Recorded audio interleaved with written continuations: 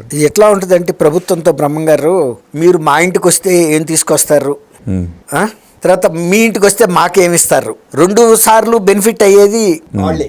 వీడు ఒక అనాథ అమాయకుడు దోపిడీకి గురయ్యే వ్యక్తిగా ఉంటుంది. ప్రభుత్వాలు కూడా వాళ్ళు ఇలాంటి కార్యక్రమాలు పెట్టినప్పుడు వాళ్ళ వైపు నుంచి చేయాల్సిన బాధ్యత కూడా వాళ్ళు నిర్వర్తించాలి.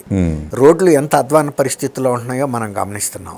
రెండోది, రోడ్ల నిర్మాణ సమయంలో కూడా కొన్ని సాంకేతిక లోపాల మూలన అనేక మంది చనిపోతున్నారు. అవన్నీ బ్లాక్ స్పాట్స్ అంటారు హైవేస్ మీద. ఇట్లాంటి బ్లాక్ స్పాట్స్ ఉన్న హైవేస్ని ముందు అసలు రోడ్డు నిర్మాణం చేస్తున్న టైంలోనే వాళ్ళు చేయకూడదు అటువంటి.